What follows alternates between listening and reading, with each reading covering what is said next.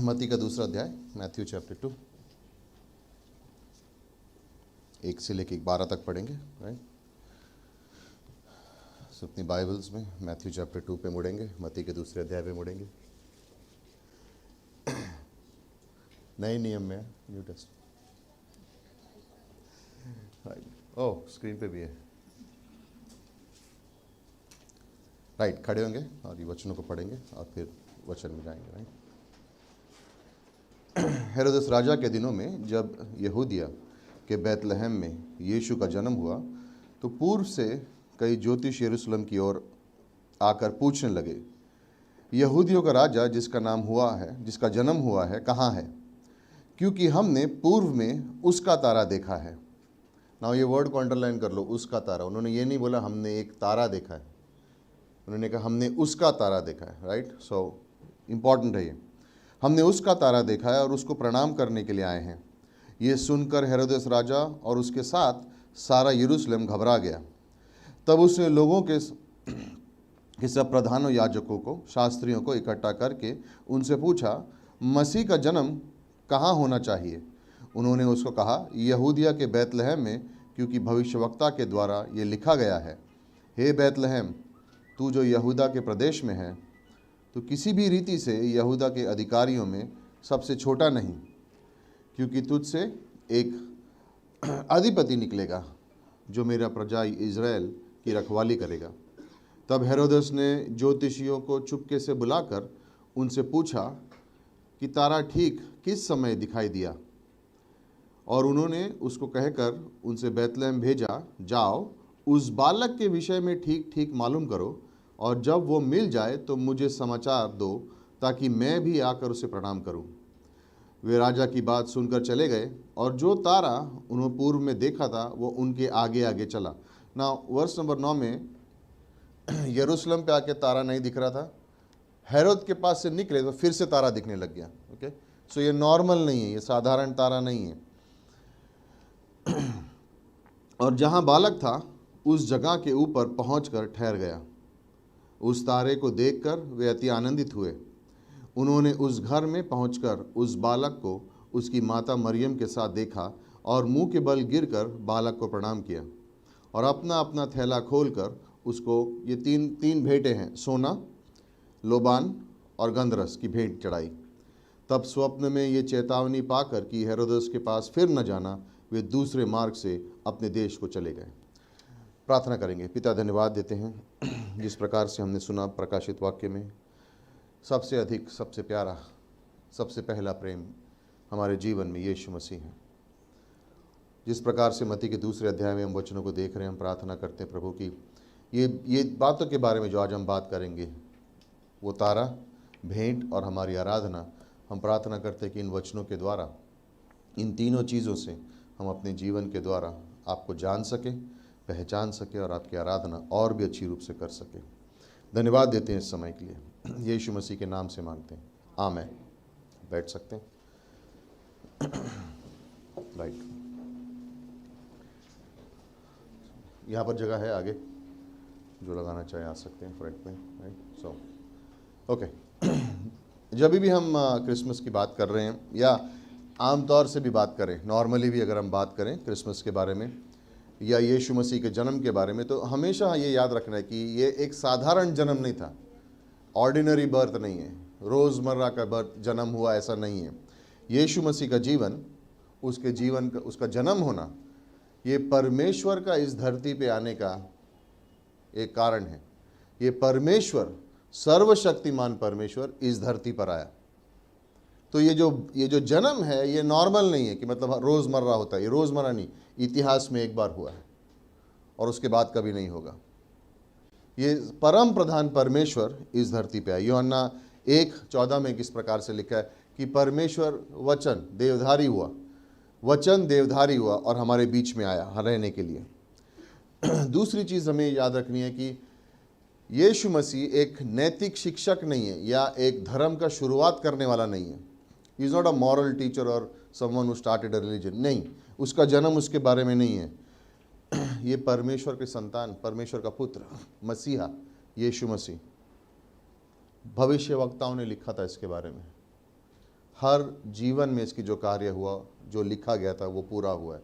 ये बात पर हमें ध्यान देना है। वो संसार में जन्म इसलिए लिया ताकि वो संसार का उद्धारकर्ता बन सके, सेवियर ऑफ द वर्ल्ड। इस कारण के लिए वो आया हुआ है। और हमने सुबह भी कहा था कि तीसरी बात यह है कि हमें आश्चर्यचकित नहीं होना चाहिए कि अगर लोग इस जन्म का विरोध करें तो। कुछ लोग खुश हैं, लेकिन कुछ लोग इस जन्म का विरोध करेंगे। इट्स ओके, हमेशा से होता हुआ है। ये संसार ने कभी भी परमेश्वर के पुत्र को खुले रूप से स्वीकारा नहीं है। ये संसार में दो तरीके के नतीजे हैं जब यीशु मसीह इस धरती पर आए। एक, जो उसको स्वीकारने वाले बने, और दूसरे जो उसको नकारने वाले बने। ज़रूरी नहीं है कि सब उसके आने से खुश थे। हम देखेंगे हेरोद राजा खुश नहीं है, यरूशलेम घबरा गया है। यरूशलेम क्यों घबरा रहा है? उनका मसीहा आ रहा है, लेकिन फिर भी वो घबराए में हैं। लेखक हैं, स्क्राइब्स हैं, फैरिजीज हैं, लेकिन कुछ हो रहा है वहाँ पर, कुछ हो रहा है वहाँ पे, राइट। और जब यीशु मसीह का जन्म हुआ, लूका के दूसरे अध्याय में, ओके, लूक चैप्टर 2 में और वर्स नंबर 34 में सिमियन ने लिखा। और ये सोचने की बात है कि ये पंक्ति, right, can we show it? या ओके, सो लूका 2 वर्स नंबर 34 में लिखा है। एक सेकंड में हम दिखा देंगे। Luke chapter 2 verse 34।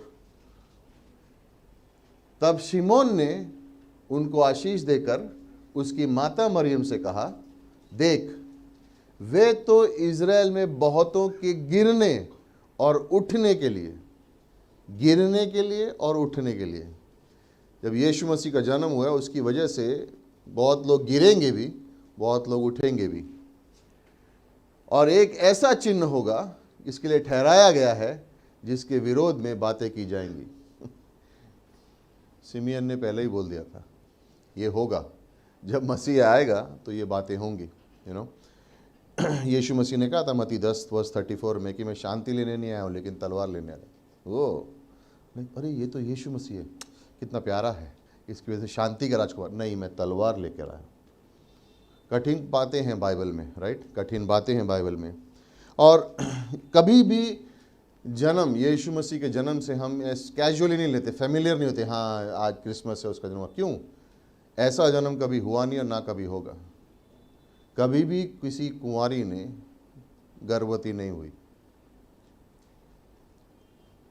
कभी भी कोई कुंवारी गर्भवती नहीं हुई, सिर्फ एक बार इतिहास में। परमेश्वर का कार्य था इसलिए। कभी भी किसी के पैदा होने पे स्वर्गदूतों ने गाना नहीं गाया था। आपके में गाया नहीं था, मेरे में भी नहीं गाया था। कभी भी किसी के जन्म पर अनजान लोग 900 किलोमीटर दूर से एक तारे को ढूंढते हुए चल के उसको खोजने नहीं आए। आपके लिए भी नहीं आए थे, मेरे लिए भी नहीं आए थे। कभी भी किसी के जन्म पर स्वप्न में या दर्शन में परमेश्वर ने बातें नहीं की। और कभी भी किसी के जन्म के लिए सामने वाली गर्भवती की स्त्री में बच्चे कूदने लगे क्योंकि आवाज़ आई, क्योंकि परमेश्वर का संतान पैदा हुआ है। नॉर्मल बचन, नॉर्मल डिलीवरी नहीं। यीशु मसीह का जन्म अद्भुत था। जो उसकी जिस तरीके से वो इस दुनिया में आए वो अद्भुत था। और इसलिए हम कभी भी इस बातों को छोटा नहीं समझना कि उसका जन्म हुआ। उसके जन्म के समय में के आसपास जो बातें हुई कभी भी कहीं नहीं हुई हैं। और इसलिए उसके जन्म के समय में, जैसे क्रिसमस का समय आता है तो ये हम इसे, हाँ, ये मनाते हैं हम इसे, लेकिन हम इसे पवित्र भी जानते हैं क्योंकि परमेश्वर इस धरती पर आया। कोई साधारण मनुष्य नहीं, परमेश्वर स्वयं इस धरती पर आया। और मत्ती 2 में हम देख रहे हैं कि मनुष्य और परमेश्वर के कार्य के बीच में क्या हो रहा है। हेरोद राजा है, हेरोद राजा है, लेकिन वो नाराज है क्योंकि मेरे अलावा दूसरा राजा कैसे हो सकता है। ये ज्योतिषी ने आके क्या पूछा, ये यहूदियों का राजा कहाँ पे जन्मा है? मैं राजा और दूसरा राजा। यहाँ पर यरूशलेम में 2 राजाओं के लिए जगह नहीं है, एक ही राजा है। और हेरोड राइट है। आज भी इस संसार में 2 राजाओं के लिए जगह नहीं है। आपके जीवन में और मेरे जीवन में 2 राजाओं के लिए जगह नहीं है, एक ही के लिए जगह है। या तो यीशु मसीह राजा है या वो नहीं है। और यहाँ पे हम देखते हैं इसके अंदर सब लोग यहाँ पे नाराज हैं।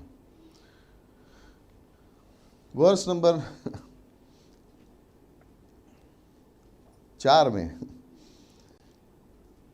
लोगों ने प्रधान याजकों और शास्त्रियों को इकट्ठा करके उनसे पूछा, मसीह का जन्म कहाँ होना चाहिए। ना अगर आपको ये अंग्रेज़ी में इनको मैजाए बोलते हैं और हिंदी में यहाँ पे ज्योतिषी लिखा है, राइट।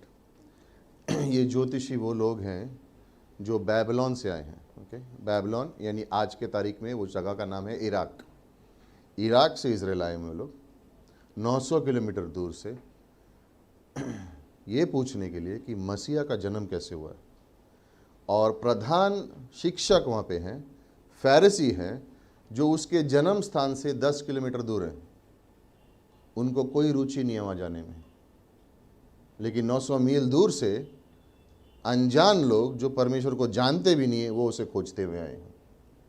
इन ज्योतिषियों को कैसा पता चला? दानियल की किताब 9वें अध्याय में दानियल ने प्रोफेसी की है, भविष्यवाणी की थी कि मसीहा आएगा। उसका समय दिया था उसने, यरूशलेम की शहरपनाह बनने से 444 वर्ष और उसके बाद करते हुए। दानियल 9:25 में आप इस भविष्यवाणी को देख सकते हैं कि ये उसने कहा था। और ये याजक, ये यरूशलेम में जो ज्योतिषी हैं जो आए हैं, ये दानियल के टाइम में, याद दानियल कहाँ था?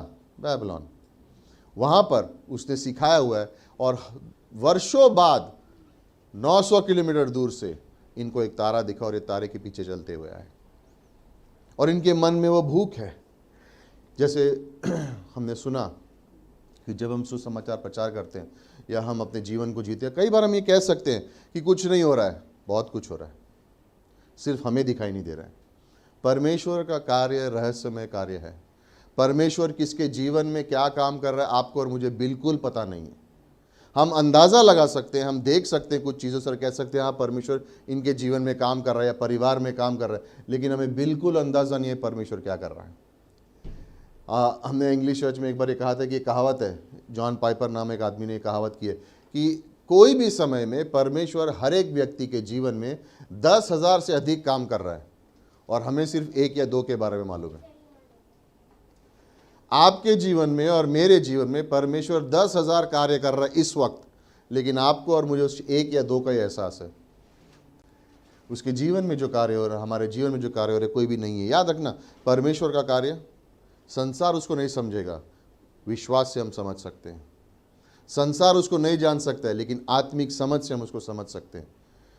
परमेश्वर इस धरती पर आया, परमेश्वर का अनुग्रह, परमेश्वर का प्रेम, इन बातों को स्वाभाविक तरीके से हम नहीं समझ सकते। इनके इसके लिए आत्मिकता की ज़रूरत है। इसलिए परमेश्वर ने हमें पवित्र आत्मा दिए ताकि हम उसे जान सकें, उसको सीख सकें, उसके बारे में काम कर कार्य को जान सकें। और कितने ज्योतिष थे? 3। कितने लोग? 3 थे। कहीं पर भी लिखा नहीं है, बाइबल में कहीं पर भी लिखा नहीं है। बाहर की तस्वीरें क्रीब देख के मत बोलना 3, कहीं पर भी 3 लिखा नहीं है। 3 हो सकते थे, 3 से ज़्यादा भी हो सकते हैं, 3 से हमें पता नहीं। 3 हम इसलिए बोलते हैं क्योंकि 3 भेंट थी, राइट ना। 3 भेंट थी कि नहीं वो भी हमें पता नहीं। 3 के बारे में पवित्र आत्मा ने हमें बताया, बाकी भी हो सकती है, हमें पता नहीं।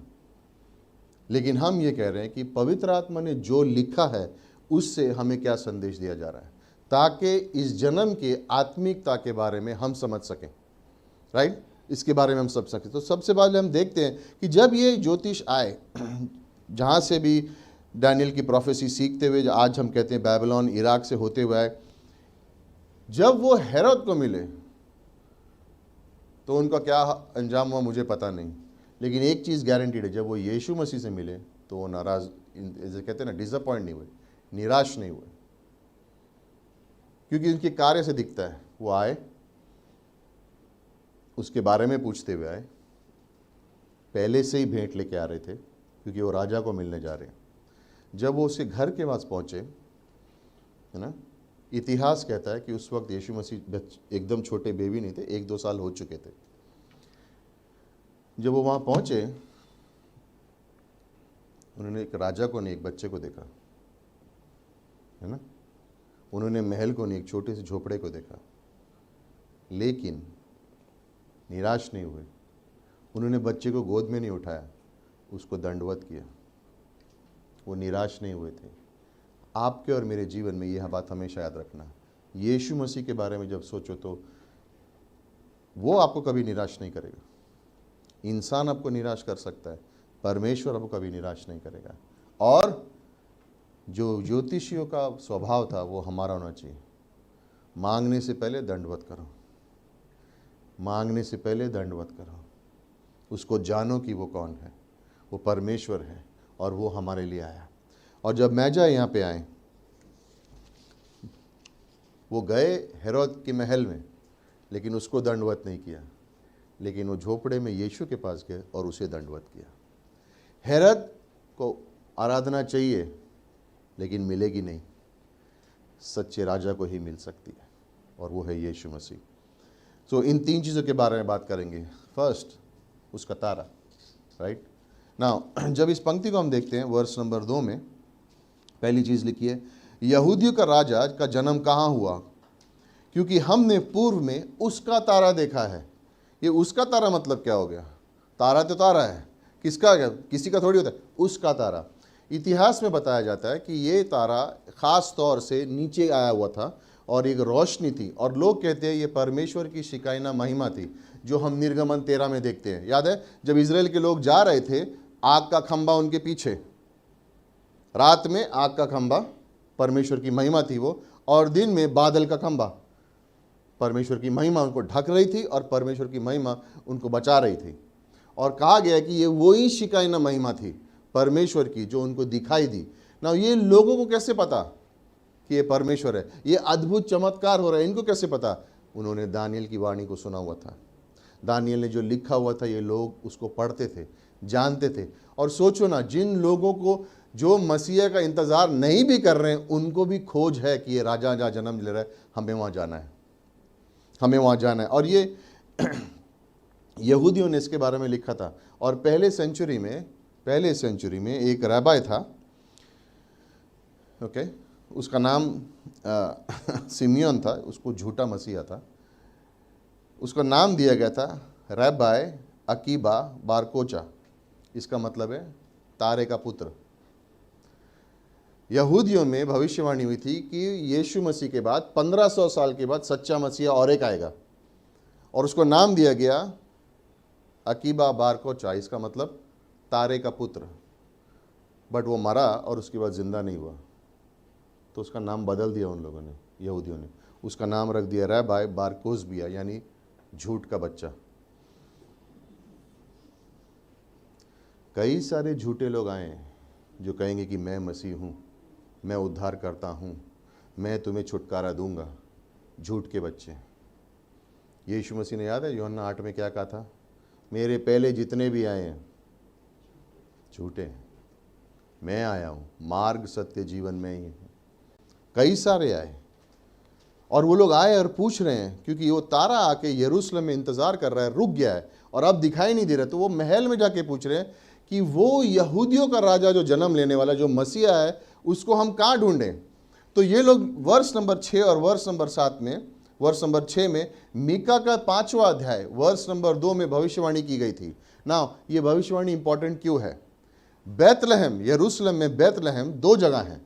एक बैतलहम शहर है और एक छोटी सी जगह है, उसका नाम है बैतलहम एफ्राता। बहुत छोटा सा गांव है।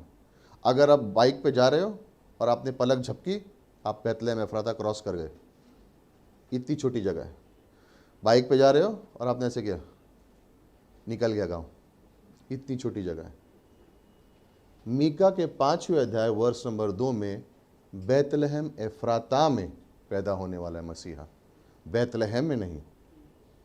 और इसलिए वो लोग यरूशलेम में आके पूछ रहे हैं। और यहाँ पर जो मैं इनके बारे में सोचता हूँ कभी, और परमेश्वर इनको आशीष है, लेकिन प्रधान याजक हैं, इनको प्रोफेसी मालूम है। मीका 5 वर्ष नंबर 2 में लिखा है बैतलहम एफ्राता में यहूदिया में वो यहूदियों का राजा पैदा होने वाला है। और ये लोग बोल रहे हैं हाँ हम लोग वहाँ जाएंगे, 900 किलोमीटर से आए हैं। तुम लोग जाओ, हम लोग घर में बैठेंगे। उनको काले पन्ने नहीं, सफ़ेद पन्ने पे काले अक्षर दिख रहे हैं, लेकिन वो अक्षर किसके बारे में उसको जानते नहीं वो लोग। ये किताब को मैं जानता हूँ, लेकिन ये किसके बारे में क्या मैं उसको जानता हूँ। 900 किलोमीटर दूर से आदमी को भूख है और वो उसे खोज रहे हैं, लेकिन जो उसके वचनों के साथ लेके बैठे वो उसे खोज रहे नहीं है। हेरोद राजा है लेकिन उसको यीशु मसीह नहीं चाहिए। प्रधान याजक है लेकिन वो कह रहे हैं वो यहाँ पे पैदा होगा। और ये 900 किलोमीटर से दूर आए हुए लोग ये कह रहे हैं हमें उसको जानना है और हमें उससे मिलना है। और ये परमेश्वर की खोज है। इस तारे से मैं क्या सीखता हूँ? ये सीख रहा हूँ फर्स्ट, सबसे पहली चीज़ कि ये लोग वचन के लोग थे। अन्य जाति के हैं लेकिन वचन के लोग हैं और उस पर ज़्यादा विश्वास कर रहे हैं। विश्वास कैसे आता है? परमेश्वर के वचन सुनने से। रोमन चैप्टर 10 वर्स नंबर 17 में इस बात को हम जानते हैं। तो क्या मैं बाइबल को जानता हूँ या बाइबल जिसके बारे में लिखी है उसको जानता हूँ? फर्क है। ओके। हमारे स्टेट के चीफ मिनिस्टर को कितने लोग जानते हैं? ओके। उद्धव ठाकरे का नाम सुना? जानते हो उसका नाम? जानते हो? कितने लोग सच्ची में उसको जानते हो? वो काम पे कितने बजे उठते पता है? कितने बजे खाना खाते पता है? किससे बातें करते पता है? नहीं। लेकिन आपने क्या कहा? मैं उसको जानता हूँ। मैं परमेश्वर को जान सकता हूँ लेकिन क्या मैं उसे जानता हूँ? बहुत फ़र्क है। प्रधान याजक कह रहे हैं बैतलहम एफ्राता में उसका जन्म होगा, यहाँ से बस रिक्शा लेना 5 मिनट में पहुँच जाएगा, लेकिन वो लोग वहाँ जाने को तैयार नहीं हैं। और 900 किलोमीटर दूर से आए कह रहे हैं हम वहाँ जाएंगे क्योंकि हमें परमेश्वर चाहिए। वो यहूदियों का राजा है। यहूदी अपने मसीहा के लिए इंतज़ार कर रहे हैं लेकिन उसके सामने है तो उसको मान रहे नहीं हैं। और ये परमेश्वर हमारे जीवन में सिखाता है कि जब हम इस बात को हम समझते हैं कि परमेश्वर कार्य कर रहा है और हमारे जीवन में, आपके जीवन में, सबके जीवन में परमेश्वर कार्य कर रहा है। इतिहास में शुरुआत से लेकर अंत तक परमेश्वर कार्य कर रहा है, लेकिन क्या उस कार्य को मैं समझ रहा हूँ? क्या उसके काम को मैं जान रहा हूँ? क्या मेरी वो भूख है कि मैं समझूं और जानूं कि परमेश्वर मेरे जीवन में क्या कर रहा है? या मैं रोज़मर्रा के जीवन में इतना बिजी हूँ, मैं इतने डिटेल में फंसा हुआ हूँ कि जब मुझे मौका मिलेगा तब मैं सोचूंगा उसके बारे में। या मेरा जीवन इस प्रकार से है कि मैं परमेश्वर के बारे में ध्यान दे रहा हूँ और फिर मेरे जीवन को कैसे चलाना है वो मुझे बताएगा। हम 2 तरीके से जी सकते हैं। अपना जीवन जी और बाद में प्रभु को कहें आ जाओ, या कहें तेरे पास में आता हूँ, दंडवत करता हूँ, मुझे जीना सिखा। क्या मैं इसके वचन को जानता हूँ या मैं प्रभु को जानता हूँ? वचनों को जानना ज़रूरी है, लेकिन वचन किसके बारे में उनको भी जानना ज़रूरी है।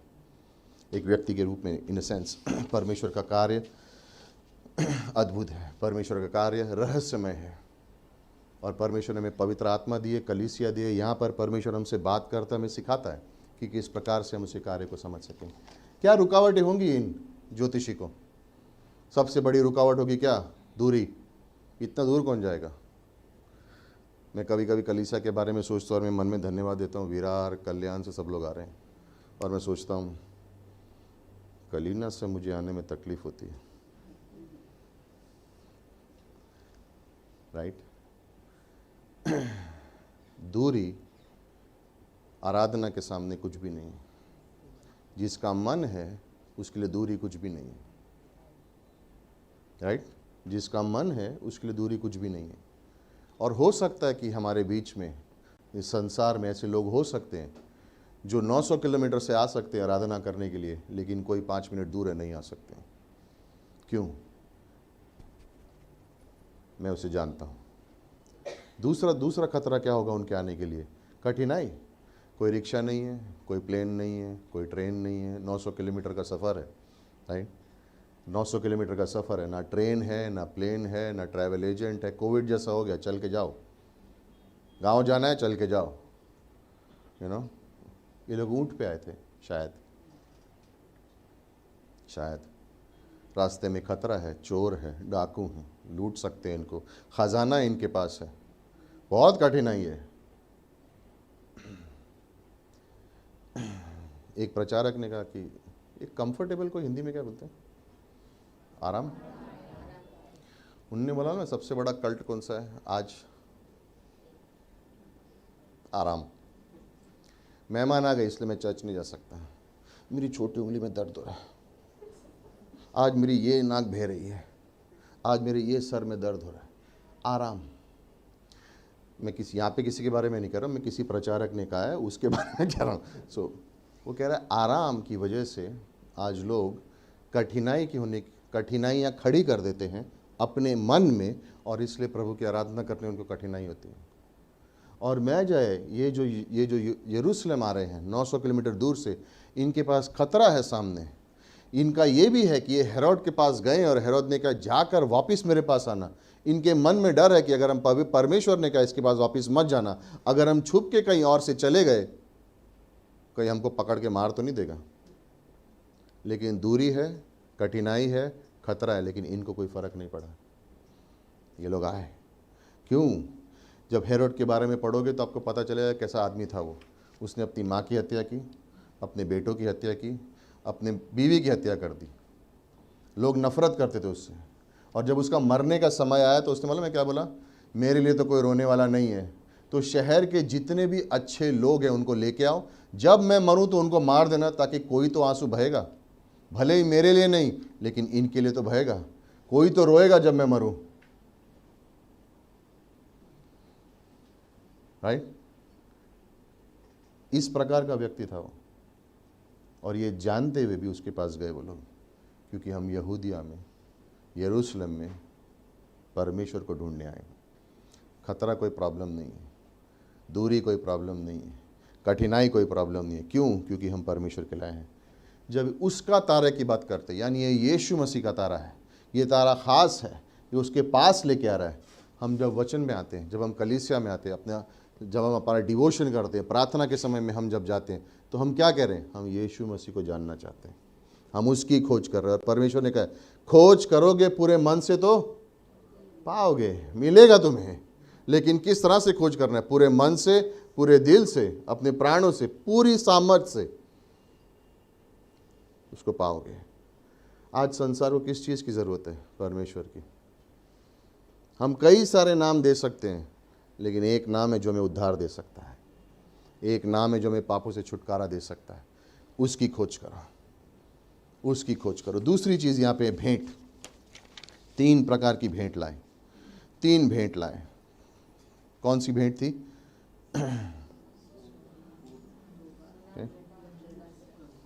वर्ष नंबर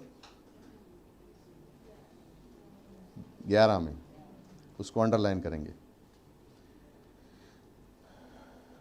उस घर में पहुंचकर उस बालक को उसकी माता मरियम के साथ देखा और मुंह के बल गिरकर बालक को प्रणाम किया और अपना अपना थैला खोलकर उसको सोना, पहला भेंट, दूसरा लोबान, तीसरी भेंट गंधरस। ओके, 3 चीज़ें दी उसको, 3 चीज़ें। क्यों पवित्र आत्मा इन तीनों के बारे में बता रही है और कोई भेंट के बारे में नहीं? ये 3 भेंट क्यों? क्या 3 ही थी? हमें पता नहीं, और भी हो सकती हैं, लेकिन ये 3 से अधिक भी हो सकती हैं। लेकिन ये 3 क्यों? सोना फर्स्ट। सोना क्यों? परमेश्वर की प्रधानता के बारे में है, परम प्रधानता के बारे में है। ये परमेश्वर सर्वशक्तिमान है, परमेश्वर सर्वज्ञानी है, परमेश्वर सब जगह उपस्थित है, उसकी परम प्रधानता है, ये राजा है। और सब उस समय में सोना सबसे मूल्यवान था, मोस्ट कॉस्टली। इसलिए राजा के लिए भेंट क्या हो सकती है? सोना। लेकिन सोने का चिन्ह क्या है? कि ये परमेश्वर है, ये साधारण बच्चा नहीं है, ये परमेश्वर जन्मा है यहाँ पर। और जब परमेश्वर जन्मा है तो हमारा रिएक्शन क्या होना चाहिए? दंडवत। हम उसके सामने आए, हम उसके सामने झुक रहे हैं, हम ये जान रहे हैं कि ये परमेश्वर है। क्या आपके और मेरे जीवन में, क्या हमने उसको अपने परम प्रधान बनाया है हमारे दिल में? यशायाह चैप्टर 9 वर्स नंबर 7 में, पिछले संडे मॉर्निंग को हम लोग ने इसके बारे में कहा था कि यशायाह 9 वर्स 7 में सारा संसार का सरकार उसके कंधे पे है, और किसी की नहीं है, उसकी कंधे पे है।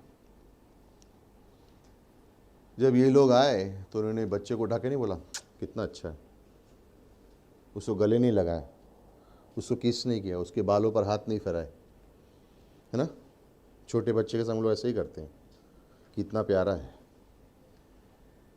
उसके सामने झुक गए और उसको प्रणाम किया। यानी अपने मन में क्या कह रहे हैं? ये परमेश्वर है, ये बालक है, महल नहीं है, लेकिन ये परमेश्वर है। कई वर्ष पहले एक पास्टर ने अपने चर्च में अमेरिका में लोगों से कहा, मैं आपको बताना चाह रहा हूँ कि अगले रविवार को अमेरिका के प्रेसिडेंट हमारे चर्च आ रहे हैं। सब लोग बहुत खुश हो गए, अरे अमेरिका का प्रेसिडेंट हमारे चर्च में आ रहा है। सॉन्ग लीडर को बोला सबसे अच्छे गाने तैयार करो। बोला हाँ मैं सबसे अच्छे गाने तैयार करूँगा, सीक्वेंस एकदम होगा, हम लोग की स्लाइड्स भी अच्छी से होगी, है ना, स्लाइड्स भी अच्छे से होगी, हमारे नहीं अमेरिका, ओके। अशर्स ने बोला हम लोग सब साफ सफाई कर देंगे, एक भी दाना नहीं दिखेगा आपको धूल का, इधर सब डेकोरेट कर देंगे, सब रेडी हो जाएगा। सब लोग तैयार हो गए कि हम लोग दरवाजे पे खड़े रहेंगे उसको वेलकम करने के लिए, ये वो सब बात हुई। थोड़ी देर के बाद पास्टर ने बोला एक्चुअली मैं तो मजाक कर रहा था, वो नहीं आ रहा है। और फिर उसने बोला राष्ट्रपति आ रहा है उसके लिए आप लोग इतने तैयार हुए, राजाओं का राजा हर रविवार को आता है उसके लिए इतनी तैयारी क्यों नहीं? मन में राजा कौन है? मन में राजा कौन है? प्रॉब्लम क्या हुआ कि जब उसने फर्स्ट लाइन बोली कि वो आ रहा है, बहुत ने सुना, लेकिन जब उसने लास्ट लाइन बोली कि वो नहीं आ रहा है, बहुतों ने नहीं सुना। तो बोला अगले संडे को जो महीनों से चर्च नहीं आए वो भी आ गए, क्योंकि उनको पता चला अमेरिका का राष्ट्रपति आ रहा है। फिर पास्टर ने बोला महीनों तो छोड़ो, जो सालों से नहीं आ रहे थे चर्च में वो भी आ गए, क्यों? राष्ट्रपति आ रहा है। लेकिन हर रविवार को राजाओं का राजा परमेश्वर उपस्थिति है वहाँ पे, जो हर मनुष्य के ऊपर है, उसके लिए कोई क्यों नहीं आ रहा है? प्रॉब्लम क्या है? क्या हमने अपने हृदय में उसको दंडवत किया है? यू नो, क्या हमने उसको अपने हृदय में दंडवत किया है? एक आदमी गया दूसरे शहर में काम करने के लिए, और वहाँ पे काम करते करते उसको याद आया अरे मुझे किसी से मिलना है। और जब वो मिलने गया तो उसको पता चला कि जो उसका बिज़नेस वो कर रहा था, उसका सबसे जो बिज़नेस में, उस बिज़नेस में, पर्टिकुलर बिज़नेस में जो सबसे बड़ा व्यापारी है वो शहर में है। अब इसको वापस जाना है अपने घर, लेकिन कहा ये व्यापारी तो आज के लिए यहीं पे ही है, मुझे इससे मिलना। तो उसने क्या किया, टिकट कैंसिल कर दी। बोला होटल में कमरा ले लिया उसने, बोला रुकूंगा ताकि मैं कल इससे मिल सकूं। जो उसके लिए ज़रूरी था घर जाना वो उसने कैंसिल किया ताकि मैं किसी और से मिल सकूं, क्योंकि इसके जीवन से मैं कुछ सीखूंगा। अगर परमेश्वर मेरे जीवन में सबसे फर्स्ट है तो मैं बहुत सी चीज़ों को कैंसिल करके उसको सीख सकता हूँ, बहुत सी चीज़ों को सीख सकता हूँ। बहुत सी चीज़ें मेरे लिए ज़रूरी नहीं है, उनको मैं छोड़कर यीशु मसीह के पास पहले आ सकता हूँ। जब मैं कलीसिया में आता हूँ तो क्या है, साधारण है, गाना गा रहे हैं कि नहीं, यहाँ पर हर कलीसिया में जहाँ पर भी आप जाओ वहाँ पर परमेश्वर की उपस्थिति है। पवित्र आत्मा आपसे व्यक्तिगत आपके रूप से बात करता है। हर एक व्यक्ति को एक कलीसिया के लिए परमेश्वर ने चुन के एक ईंट के समान उसमें फिट कर दिया है, ताकि वो वहाँ पर उसको सीख सके और उसके बारे में जान सके। और परमेश्वर चाह रहा क्या है? दिल चाहिए, दिल चाहिए, दिल चाहिए। आज हम क्या भेंट दे सकते हैं परमेश्वर को? अपना हृदय। परमेश्वर के लिए सबसे कठिन चीज क्या है? हिलाना। पहाड़ नहीं, नदी नहीं, मेरा दिल। क्योंकि मैं उसको कह सकता हूं नहीं, आज नहीं, इस समय मेरे जीवन में कुछ नहीं, मुझसे मत कहना करने के लिए, जब मेरा मन होगा तब मैं आऊँगा। पहाड़ परमेश्वर को ना नहीं बोल सकता, है ना? पेड़ परमेश्वर को ना नहीं बोल सकते, लेकिन मनुष्य बोल सकता है। दुख की बात है। आज हम अपनी भेंट क्या दे सकते हैं परमेश्वर को? अपना समय, लेकिन उससे पहले अपना दिल। आज भी इस सिंहासन पर, दिल पे सिंहासन पर एक ही जना बैठ सकता है, या तो यीशु मसीह या कोई और अगर परमेश्वर यीशु मसीह मेरे जीवन में फर्स्ट नहीं है तो दूसरी चीज़ जो फर्स्ट है उसको फर्स्ट रहने भी नहीं देगा। अगर यीशु मसीह वन सबसे ऊंचा है आपके जीवन में तो आप संतुष्ट रहोगे। अगर यीशु मसीह सबसे ऊंचा नहीं है आपके जीवन में, आप संतुष्ट नहीं रहोगे। कोई भी चीज़ आपको संतुष्टि नहीं दे पाएगी। दोपहर को हम प्रीच करने गए थे और पास्टर पीटर ने एक उदाहरण दिया वहाँ पे लोगों को कि एक राजा है और उस राजा के राज्य में एक चोर है, और उस चोर को पकड़ा गया बिकॉज उसने चोरी की, हत्यारा है, और उसको लगा था कभी कोई नहीं पकड़ पाएगा उसे, लेकिन उसको पकड़ लिया एक दिन और उसको डाल दिया जेल में, और उसको कहा 4 दिन के बाद तूने इतने गुनाह किए, तेरे को फांसी पे लगा देंगे। और फिर अगले दिन उसको बहुत से अच्छे खाने ला के दिए और वो गुस्सा हो गया, कहता 4 दिन बाद मैं मरने वाला हूँ, इतना अच्छा खाना क्यों लेके आ रहे हो? वाह, नहीं चाहिए मुझे खाना। अगले दिन उसके लिए महंगे महंगे कपड़े लेके आ गए, जूते लेके आ गए। बोला अरे ये क्या चाहिए, 3 दिन के बाद मैं मरने वाला हूँ, ये सब क्यों लेके आए मेरे लिए? नहीं चाहिए मुझे ये। तीसरे दिन उसको महल में लेकर, ये महल मेरा, ये अय्याशी कर, जो भी करने कर। बोला एक कल मैं मरने वाला हूँ, ये सब क्यों मेरे को नहीं चाहिए? 3 दिन से मैंने खाना नहीं खाया, मैंने कुछ नहीं किया है, मैं मरने जा रहा हूँ और तुम लोग मेरे को अच्छे अच्छे खाने दे रहे हो, अच्छे अच्छे कपड़े दे रहे हो, अच्छे अच्छे महल में रहने दे रहे हो। उसको बोला इसलिए तो तूने चोरियां की थी ताकि ये सब तुझे मिल सके, तूने चोरियां की ताकि ये सब तुझे मिल सके, अब तुझे नहीं मिलेगा। अगले दिन उसको ले गए, खड़ा किया, कपड़ा डाला, रस्सी डाली, लेकिन पीछे से आवाज़ आई, रुक जाओ। रुक के जाके देखा तो उसके लिए एक चिट्ठी थी, तेरे सारे गुनाह माफ़ हो गए। खुशी खुशी वो राजा के पास गया, तूने मेरे गुनाह माफ़ कर दिए, मैंने इतने बुरे काम किए, मैंने ये किया, मैंने वो किया, तूने सब कुछ मेरा माफ़ कर दिया। और राजा रोने लगा, बोला क्यों रो रहे हो, मुझे आज़ादी मिल गई है मुझे। बोलता इसलिए क्योंकि मेरा बेटा तेरी जगह ले रहा है, मेरा बेटा तेरी जगह ले रहा है, तुझे छोड़ दिया ताकि वो फांसी हो। तो बोला ये क्या कहानी है? यही वो कहानी है, यही यीशु मसीह की कहानी है, यही उसका जीवन है। तो मैंने अपना दिल किसको दिया हुआ है? या मैं अपने काम को दे सकता हूँ, या मैं अपने बिजनेस को दे सकता हूँ, मैं मेरी मिनिस्ट्री को दे सकता हूँ, मैं क्या बहुत सारी चीज़ों को दे सकता हूँ, और मैं ये कह सकता हूँ ये सारे कार्य मैं कर सकता हूँ, लेकिन मैंने अपना जीवन किसको दिया है? मैंने अपना जीवन किसको दिया? मेरे दिल में फर्स्ट कौन है? दूसरी चीज़, सेकंड चीज़, वर्स नंबर 11 में कौन सी थी दूसरी गिफ्ट? लोबान। निर्गमन 30 वर्ष नंबर 34 को कोई पढ़ सकता है, 34 से 38। निर्गमन 30, एक्सोडस चैप्टर 30 वर्स 34 टू 38। लोबान क्यों? लोबान किसके बारे में बात करता है? कि यीशु मसीह की पवित्रता के बारे में। उसके अंदर कोई भी पाप नहीं था। सोना उसकी परम प्रधानता को, वो परमेश्वर है। लोबान उसकी पवित्रता को, उसके अंदर कोई भी गुनाह नहीं है, कोई भी पाप नहीं है, कोई भी गलती नहीं है। Verse number 34। फिर यहोवा ने मूसा से कहा, बोल नखी और कुंदरू ये सुगंध द्रव्य शुद्ध लोबान समेत ले ला। शुद्ध लोबान, बाकी कोई चीजों के बारे में शुद्ध नहीं लिखा है, लोबान के बारे में क्या लिखा है? शुद्ध लोबान। क्यों? यीशु मसीह का चित्र है, उसके अंदर कोई भी पाप नहीं था, निष्पाप था वो। सॉरी, आगे पढ़ेंगे। शुद्ध लोबान समेत ले लेना, ये सब एक तोल के हो, और इनका धूप अर्थात नमक मिलाकर गंधी की रीति के गंध की, अनुसार हाँ। चोखा और पवित्र सुगंध द्रव्य बनवाना। एक्चुअली लास्ट वर्स पढ़ लीजिए, 38। जो कोई सूंघने के लिए उसके सामने कुछ बनाए वह अपने लोगों में से नष्ट किया जाएगा। राइट, और ये पवित्र है। जो ये खुशबू, इसको क्या करते थे? ये सब मिक्सचर लेते थे, मिलाप के तंबू में जाते थे, इस पे आग लगाते वेदी पे, और उसकी जो खुशबू आती थी वो कहते थे कि हमारी प्रार्थनाएं जो है परमेश्वर के पास जा रही हैं। तो ये खुशबू थी, अरोमा था। Okay, the prayer is like a fragrance. अच्छा लगा, आज सब लोग अच्छा है ना? ये खुशबू थी हमारी प्रार्थनाएं, इसलिए उसके अंदर पवित्र लोबान, प्योर लोबान डालना पड़ता था। क्यों? ये सुगंधित हमारी प्रार्थना ऊपर जा रही है, परमेश्वर के निष्पाप जीवन के बारे में दिखा रहा था। ना ही तो वो राजा था, बट वो निष्पाप भी था। उसके अंदर कोई भी गुनाह नहीं था, कोई भी पाप नहीं था, कुछ भी नहीं था उसके अंदर। जो और यहाँ पे लिखा है कि वो लोग ने आके उसके सामने प्रणाम किया। इंग्लिश में एक्चुअली लिखा है वर्शिप्ड हिम, उसकी आराधना की, उसकी आराधना की। ये बच्चे की आराधना क्यों कर रहे हैं ये लोग? क्योंकि इसके अंदर कोई पाप नहीं है, इसके अंदर कोई गुनाह नहीं।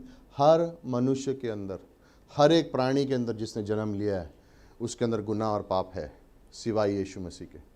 ये अद्भुत जन्म था, और यह पवित्र परमेश्वर इस धरती पर आया था। अगर यीशु मसीह परमेश्वर नहीं है तो मैं उसकी आराधना नहीं करूंगा, लेकिन अगर वो परमेश्वर है तो मैं बेटर उसकी आराधना करूं। और वो परमेश्वर है, उसके अंदर कोई भी गुनाह नहीं है। उसके मुंह के बल गिरे और उसको प्रणाम किया, गोद में नहीं उठाया, प्रणाम किया। उसके मुंह को हाथ नहीं लगाया, उसको दंडवत किया।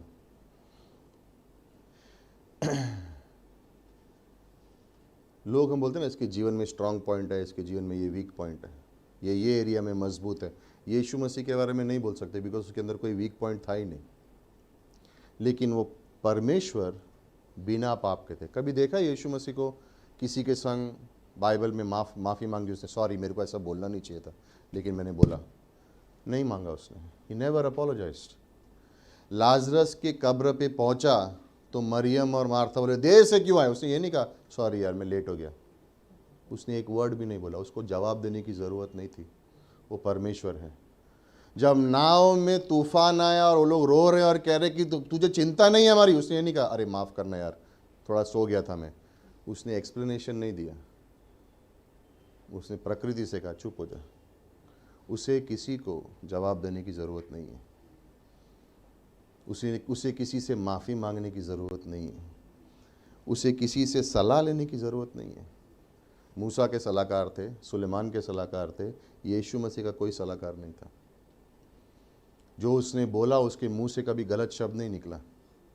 उसने कभी अपने बोले हुए शब्द के लिए बोला नहीं अरे सॉरी मैंने गलती से बोल दिया। उसने पतरस से क्या कहा, मेरे पीछे हो ले क्या शैतान, मेरे पीछे हो ले शैतान। फिर सॉरी, बुरा तो नहीं लगा ना, नहीं बोला उसको। अगर मैं उस स्थान पे होता तो मैं बोलता परमेश्वर ऐसा क्यों बोला आपने, फिर से बोलता हूं मुझे पीछे हो ले शैतान। उसे ज़रूरत नहीं थी क्योंकि उसके अंदर कोई पाप नहीं था। उसे ज़रूरत नहीं थी क्योंकि उसके अंदर कोई गुनाह नहीं था। उसे ज़रूरत नहीं थी, उसने कभी किसी से माफ़ी नहीं मांगी। यीशु मसीह ने कभी किसी से माफ़ी नहीं मांगी क्योंकि वो माफ़ करने आया था। क्योंकि उसके अंदर पाप नहीं है इसलिए वो सिर्फ हमें माफ़ कर सकता है, इसलिए सिर्फ वो ही हमें माफ़ कर सकता है। उसने कभी किसी से कहा नहीं मेरे लिए प्रार्थना करो। हम उसकी ओर प्रार्थना करते और उससे कहते हैं हमारी प्रार्थना सुनो, क्योंकि वो ही प्रार्थनाओं का जवाब दे सकता है। और इतना सब कुछ होने के बाद भी उसके अंदर कोई घमंड नहीं था, नम्र था, लोगों के पैर धो रहा था, अपने दुश्मनों के पैर धो रहा था, जो लोग उसको धोखा देने वाले थे उनके पैर धो रहा था। ये परमेश्वर है, इसके अंदर कोई भी पाप नहीं है, कोई भी अशुद्धता नहीं है। और इसीलिए वो लोग कह रहे थे कि हम इस पवित्र परमेश्वर की आराधना करने आए हैं। अपने जीवन में एक बात याद रखना, किसी की आराधना नहीं करना सिवाय यीशु मसीह के। आराधना करनी है तो वचन को ध्यान से पढ़ो, वो तुम्हारी आराधना है। आराधना करना है तो अपने दिल से परमेश्वर की आराधना करो, वो आराधना है। और यीशु मसीह की खोज करो और उसकी योजना तुम्हारे जीवन के लिए उसे पूरी करो, वो तुम्हारी आराधना है। कभी भी कोई भी मनुष्य की आराधना मत करना, कोई भी पासवान की आराधना मत करना। मनुष्य आराधना के योग्य नहीं है और परमेश्वर अपनी आराधना किसी के संग बांटेगा नहीं, वो सिर्फ उसके लिए है। कभी भी किसी आदमी की, इंसान की, कोई काम की आराधना नहीं करना। मनुष्य आराधना के योग्य नहीं है, सिर्फ जीवित निष्पाप यीशु मसीह आराधना के योग्य है। जब ये भेंट दे रहे तो वो कह रहे हैं कि हमारा कुछ भी नहीं है, तू हमारा सब कुछ है। वो एक ही व्यक्ति है जिसका जीवन बिल्कुल बैलेंस था, यीशु मसीह। तीसरी गिफ्ट उसके लिए क्या लेके आए, वर्ष नंबर 11 में, गंधरस। गंधरस, गंधरस क्या है? महंगा है लेकिन मरोग शरीर के ऊपर लगाने के काम आता था, डेड बॉडीज़ को एम्बाम करने के लिए। ओके, ये आप देख सकते हैं मरकुस 15 में वर्ष नंबर 22 में। यीशु मसीह को जब मारा, क्रूस पर मरे, तो उनको दाखरस के संग थोड़ी गंधरस मिला दी। क्यों मालूम है? इस गंधरस को लेने से क्या होता है कि दर्द का एहसास नहीं होता है। तो अगर आपको बहुत दर्द हो रहा है, आज पेन किलर होता है ना, बहुत दर्द हो रहा है, पेन किलर दिया, ऐसा लगता है भाई दर्द है ही नहीं। उस ज़माने में थोड़ा सा गंधरस मिक्स करके देते थे, क्योंकि उसके हाथों पे कीले ठोके जा रहे हैं, उसके पैर में कीले ठोके जा रहे हैं, उसको मारा गया है, तो उसको दर्द ना हो इसलिए उसको मिला के दिया जा रहा था। उसने कहा नहीं, मैं नहीं लूँगा, मैं ये सताव सहने के लिए तैयार हूँ, क्योंकि लोगों के प्राण ज़्यादा ज़रूरी हैं, ताकि उनके संग जो होगा, मेरे संग जो उनके जीवन में बीतेगा, मैं जानता हूँ कि दर्द क्या होगा उनके जीवन में। उसने नहीं लिया। यूहन्ना 19 में वर्ष नंबर 38 में यूसुफ अरिथमिया का जब आया, जब उसने उसके शरीर को लिया निकोडीमस के संग, तो एक मिक्सचर लेके आए, गंधरस। ये किसी को दफनाने के समय में लाते थे, किसी को बरी करना होगा, दफनाना होगा, तो वो गंधरस लेके आते थे। लेकिन सोचो ना, किसी के जन्मदिन पर ये तोहफा क्यों? किसी का जन्म हुआ और उसको बोल रहे कब्र के कपड़े ले आया मैं तेरे लिए। कोई लाता है? नहीं, कोई नहीं लाता है। कॉफिन लेके जाते हैं बर्थडे पे, तेरे लिए नया कॉफिन लाया मैं। पागल हो गया क्या? अभी जन्म हुआ मेरा, मेरे बच्चे का जन्म हुआ और तू कॉफिन लेके आ गया, ये क्या है? ये लोग लाए। जो चीज़ मरने के समय में काम आएगी वो लेके आए। आप जानते हो, शुरुआत की कलीसिया में यीशु मसीह के जन्म पे कभी मनाते नहीं थे वो लोग। मैं ये नहीं कह रहा हूँ कि क्रिसमस नहीं मनाना चाहिए, बाय द वे मैं पहले बोल रहा हूँ, नहीं तो लोग बोलेंगे नहीं। बट शुरुआती कलीसिया में वो लोग ने कभी भी यीशु मसीह का जन्म क्रिसमस नहीं मनाया उन्होंने, क्योंकि वो जानते हैं कि यीशु मसीह जन्मा क्यों, बलि के लिए, बलिदान देने के लिए। वो जन्मा इसलिए ताकि आपके और मेरे गुनाह अपने ऊपर ले सके। जब बाइबल में पौलुस बात करता है पहले कुरिन्थियों में, तो वो क्या कहता है, किस चीज़ को याद रखना, उसके मरने को। उसने ये नहीं कहा उसके जन्म को याद रखना, ज़रूरी है, लेकिन ये समय में हम क्या कर रहे हैं, इस समय का हम इस्तेमाल करते हैं ताकि लोगों को सच्चे परमेश्वर के बारे में बता सकें। लेकिन पौलुस कभी ये नहीं कहा कि उसके जन्म को याद रखना, उसने कहा उसकी मृत्यु को याद रखना, क्योंकि वो तुम्हारे दान बलिदान बन के आया हुआ है। उसकी याद को, उसकी पत्रस ने कहा, ये पहले पत्रस 2:24 में वर्स देख पढ़ सकते हैं, 1 पीटर चैप्टर वर्स 24, पहला पत्रस 2 वर्स नंबर 24। वह आप ही हमारे पापों को अपने देह पर लिए हुए क्रूस पर चढ़ गया, जिससे हम पापों के लिए मरकर धार्मिकता के लिए जीवन बिताए। उसी के मार खाने से तुम चंगे हुए। क्या हम लोग क्रिसमस ट्री पे लहू को लगाते हैं क्या? नहीं, ऑब्वियसली नॉट। तो क्या है, बट वो उस पेड़ पर, क्रूस पर क्यों गया? हमारे लिए, हमारे लिए। ये लोबान लाए हैं और उसको दंडवत कर रहे हैं, ये जानते हुए, कहते हुए कि परमेश्वर इस धरती पर आया है, परमेश्वर परम प्रधान है, इसके अंदर कोई भी पाप नहीं है, और ये मरने आया है, अपनी जान बलिदान देने आया है, ताकि हम अपने गुनाह से छूट सकें, ताकि हम अपने गुनाहों से माफ़ी मांग पा सकें, ताकि हम अपने पापों की क्षमा पा सकें, ताकि हम अनंत जीवन पा सकें, ताकि हम स्वर्ग जा सकें। और वो वहाँ पे ऑलरेडी कह रहे हैं कि हम यहाँ पर आए हैं, और इसलिए हम ये सोचते हैं और हम ये कहते हैं कि हाँ, क्रिसमस का समय उत्साह का समय, ऑफकोर्स हम सेलिब्रेट करते हैं, ऑफकोर्स हम मानते हैं, लेकिन अपने दिल में हम ये हमेशा याद रखते हैं कि वो हमारे लिए आया, अपनी जान बलिदान करने के लिए आया, वो क्रूस पर मरने के लिए आया, ताकि हम अनंत जीवन पा सकें। और इस क्रिसमस के समय में हम ये तीन चीज़ों को भूलना नहीं चाहते कि हाँ, वो परमेश्वर है, हाँ, वो निष्पाप है, और हाँ, वो मेरा उद्धार करता है। अंत में तीन बातें, अगर ये बुद्धिमान लोग, इन अ सेंस ज्योतिषी, यीशु को पा सकते हैं तो आप भी पा सकते हो। अगर वो लोग खोज कर सकते हैं तो आप भी खोज कर सकते हो। सिर्फ एक निर्णय की ज़रूरत है, एक निर्णय की ज़रूरत है, और वो निर्णय सिर्फ आप ले सकते हो। अगर वो लोग खोज कर सकते हैं तो मैं भी खोज कर सकता हूँ, अगर वो लोग पा सकते हैं तो मैं भी पा सकता हूँ। एक निर्णय लेने की ज़रूरत है। जाति, दूरी, कौन से परिवार में पैदा हुआ, वंश, इससे कोई लेना देना नहीं, इससे कोई लेना देना नहीं है। कोई ऊंचा कोई नीचा नहीं है, कोई बड़ा कोई छोटा नहीं है, कोई भी नहीं है। इधर ध्यान दो, कोई प्रॉब्लम नहीं है। होता है, फ़ोन बजते हैं, उनका काम है बजना, हम वचन सुनते हैं, हमारा काम है सुनना। रेडी? फिर से बोलूं, हमारा का फर्स्ट चीज़ क्या है? अगर ज्योतिषी उसको खोज सके तो हम भी खोज सकते हैं। निर्णय किसका है? मेरा। जो भी उसे खोजेगा परमेश्वर उसको, वो परमेश्वर को पाएगा। परमेश्वर किसी के संग पक्षपात नहीं करता है। कोई ज़्यादा बुद्धिमान, कम बुद्धिमान, पढ़ाई लिखाई की है नहीं की है, उससे कोई फर्क नहीं पड़ता है। जो उसे चाहेगा उसके सामने परमेश्वर आएगा।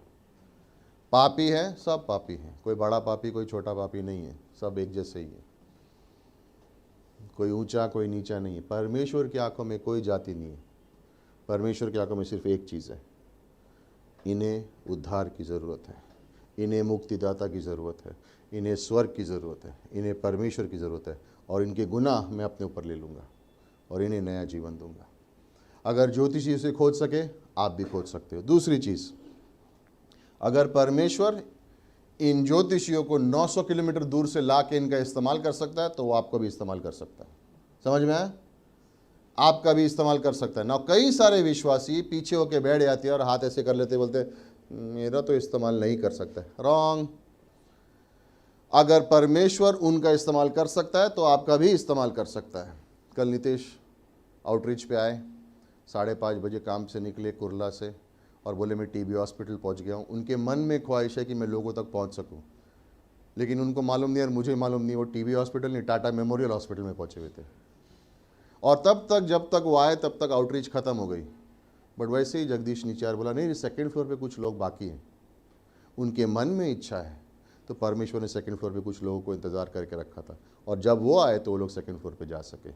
ये हमारा काम नहीं है, ये परमेश्वर का काम है। उनके मन में इच्छा थी, दरवाज़ा खुला। हमें लगा सब कुछ हो गया, लेकिन नहीं हुआ था, क्योंकि परमेश्वर ने किसी की भूख उसके लिए जो थी, उसके लिए दरवाज़ा खुला रखा था। ये हम नहीं इसका जवाब दे सकते। कैसे हो सकता है कि हम सब सोच रहे हैं कि आउटरीच खत्म हो गई, लेकिन कुछ लोग बाकी है, बिकॉज एक आदमी अभी भी ढूंढ रहा है कि मैं जाके कुछ कर सकूं। अगर तुम खोजोगे मौका मिलेगा। अगर तुम कहोगे मुझे सेवा करनी है, परमेश्वर दरवाज़ा खोलेगा। अगर तुम कहोगे कि मैं परमेश्वर मेरा इस्तेमाल करो, वो करेगा। तुमको निर्णय लेना है। और अगर परमेश्वर 900 किलोमीटर दूर ज्योतिषियों को तैयार कर सकता है ताकि यरूशलेम में आए, जहां पर याजक हैं जो 5 किलोमीटर दूर नहीं जा सकते यीशु मसीह को ढूंढने के लिए, और 900 किलोमीटर उनको इंतजार कर सकता है, तुम्हारा भी इस्तेमाल कर सकता है। उसके नज़र में कोई ऊंचा बड़ा नहीं है। अरे पास्टर है वही कर सकता है, अरे मिशनरी है वही कर सकते हैं। रॉन्ग रॉन्ग है। ये सबका इस्तेमाल कर सकता है। तुम्हारे जीवन में मकसद है, उसे तुम पूरा कर सकते हो। मेरे जीवन में मकसद, उसे मैं कर सकता हूँ। मैं तुम्हारा मकसद पूरा नहीं कर सकता हूँ, तुम मेरा मकसद पूरा नहीं कर सकते हो। तुम्हारे लिए परमेश्वर की योजना है। क्या वो योजना है? उसे मांगो, उसे खोजो। तो जब वो तुम्हें मिलेगा तो तुम्हें योजना भी बताएगा। लोग पूछते मैं मेरे जीवन से क्या करूं प्रभु, मुझे पता नहीं पास्टर, मुझे बताओ। मैं कैसे बताऊं? मैंने तुम्हें नहीं बनाया, परमेश्वर ने बनाया है। उसको खोजोगे तो वो बताएगा। मुझे पता नहीं क्या करना है, क्योंकि तुमने अभी तक उसे खोजा नहीं है, इसलिए तुम्हें पता नहीं है। उसको खोजोगे, वो पाओगे और वो तुम्हें बताएगा। और आखिरी चीज, अगर इन ज्योतिषियों ने भेंट दी जो एक राजा के लिए, तो आपको और मुझे क्या भेंट देनी चाहिए? मैं क्या भेंट दे सकता हूँ? आप क्या भेंट दे सकते हो? मुझे आपके बारे में पता नहीं, लेकिन मैं एक भेंट दे सकता हूँ, मेरा जीवन। मैं परमेश्वर से कह सकता हूँ मेरा जीवन तेरा, और कुछ नहीं है मेरे पास, बट मेरा जीवन तेरा। जहाँ ले जाएगा वहाँ जाएंगे, जहाँ दरवाज़ा खोलेगा वहाँ आगे बढ़ेंगे, जहाँ दरवाज़ा बंद करेगा दूसरी दिशा में ले जाएगा वहाँ चले जाएंगे। मेरा जीवन तेरा। सबसे बड़ी भेंट आप उसको क्या दे सकते हो? अपना दिल। उससे बड़ी भेंट क्या दे पाओगे उसको? और जब तक उसको अपना दिल नहीं दोगे, कुछ नहीं कर पाएगा वो। आपके और मेरे जीवन में एक दिल है, और एक दिल पर एक सिंहासन, और वो सिंहासन में जब तक यीशु मसीह नहीं है कुछ नहीं होगा। लेकिन जिस दिन वो होगा, तुम्हारी कमज़ोरी तुम्हारा सामर्थ हो जाएगी। जिस दिन वो होगा, तुम बोलोगे मेरे पास भूख है, लेकिन परमेश्वर तुम्हारी भूख को पूरा करेगा। जिस दिन तुम बोलोगे कि हे परमेश्वर मैं कुछ नहीं कर सकता हूँ, और जिस दिन उसको तुम स्वीकार करोगे, अपना दिल दोगे, बोलोगे मेरा जीवन तुम्हारा, मेरा जीवन का इस्तेमाल करो। बोलोगे लेकिन मेरा जॉब है, मेरा परिवार है, मेरा घर है। परमेश्वर कहता है हाँ सब कुछ है तेरा, लेकिन मैं तुझे लेके जाऊँगा। तेरे घर में भी तेरे संग कार्य करूँगा, तेरे विवाहित जीवन में भी तेरे संग कार्य करूँगा, तेरे सिंगल लाइफ में भी तेरे संग कार्य करूँगा, तेरे जॉब में भी तेरे संग रहूँगा। जहाँ तू जाएगा वहाँ पे मैं आशीषित करूँगा, ताकि तेरे द्वारा लोग मुझे जान सकें। क्या भेंट दूँ मैं यीशु मसीह को इस क्रिसमस में? अपना दिल दे दो। उससे ज़्यादा कुछ नहीं दे पाओगे। उसे और कुछ नहीं चाहिए, उसे तुम्हारा दिल चाहिए। वो तुम्हारा इस्तेमाल करेगा। उसको खोजो। आंखें बंद करेंगे, सर झुकाएंगे। परमेश्वर धन्यवाद देते हैं इस समय के लिए। प्रभु हम विश्वास करते हैं यीशु मसीह आप प्रभु हो, आपके बिना कोई नहीं। आप इस धरती पर आए, मेरे पापों के लिए आपने जान दी। प्रभु क्रिसमस के समय में ये कभी भूलना नहीं चाहता हूँ कि यीशु मसीह आप परम प्रधान परमेश्वर हो। आपके जैसा इस दुनिया में कोई था नहीं, कोई है नहीं, और कभी होगा भी नहीं।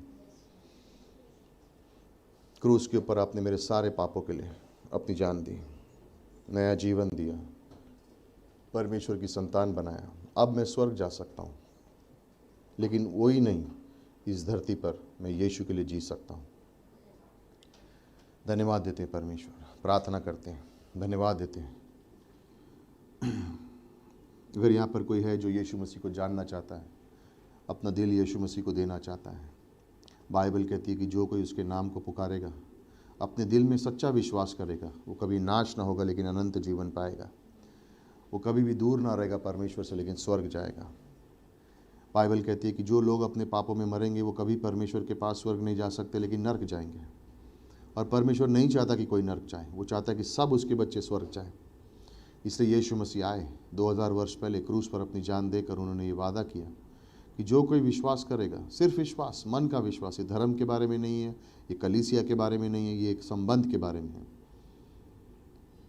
मेरे गुनाह यीशु मसीह ने माफ़ किए हैं और अपनी धार्मिकता मुझ में डाल दी है, इसलिए मैं आज परमेश्वर की संतान हूँ। अगर कोई स्वर्ग जाना चाहता है, आपके मेरे पीछे ही अपने मन में ये प्रार्थना बोल सकते हैं, कहते हैं, हे यीशु, धन्यवाद देता हूँ, क्रूस पर मेरे पापों के लिए अपनी जान दी आपने। मैं विश्वास करता हूँ कि आप परमेश्वर हो। आपको मारा गया, दफनाए गए, 3 दिन बाद जी उठे। आप परमेश्वर हो, मेरे जीवन में आओ, मेरे पापों को माफ़ करो। मैं आप पर भरोसा करता हूँ, मैं आपको अपने उद्धारकर्ता के रूप में स्वीकार करता हूँ। सारी आंखें बंद हैं, सर झुके में हैं। अगर ये प्रार्थना अपने जीवन में पहली बार कर रहे हो, यीशु मसीह पर विश्वास कर रहे हो, तो एक क्षण के लिए अपने हाथ ऊपर करके नीचे कर सकते हो। धन्यवाद देते हैं उन हाथों के लिए। परमेश्वर, मेरे पापों को माफ़ करना, मुझे नया जीवन देना, मेरे पापों को क्षमा करना। मैं स्वर्ग जाना चाहता हूँ, मैं स्वर्ग जाना चाहती हूँ। धन्यवाद देते हैं प्रभु, यीशु मसीह के नाम से मांगते हैं, आमीन। Thank you greater grace Santa cruise की हिंदी सभा को देखने के लिए और यूट्यूब पर, और धन्यवाद देते हैं कि आप हमारे संग जुड़ सके। जब भी आप जुड़ना चाहें, इस चैनल को सब्सक्राइब कीजिए ताकि आप लाइव वर्शिप को देख सकें, लाइव सर्विसेज को देख सकें, बाइबल कॉलेज क्लासेस का आनंद उठा सकें और कोई भी वीडियो आप मिस नहीं करेंगे। ये लिंक अपने दोस्तों के संग, परिवार वालों के संग शेयर करना ना भूलें। और अगर आपकी कोई भी ज़रूरत है प्रार्थना के लिए, बाइबल कॉलेज के लिए, काउंसलिंग के लिए, तो हमसे ज़रूर संपर्क करें। अगर परमेश्वर आपके हृदय पर डालता है कि आप हमें सहायता करना चाहते हैं, मदद करना चाहते हैं ताकि हम सुसमाचार लेके यीशु मसीह का लोगों तक पहुंच सकें, तो जो डिटेल्स हमने दी हैं उस पर आप हमें कांटेक्ट कर सकते हैं। फिर से एक बार धन्यवाद सभा देखने के लिए। परमेश्वर आपको आशीष दे।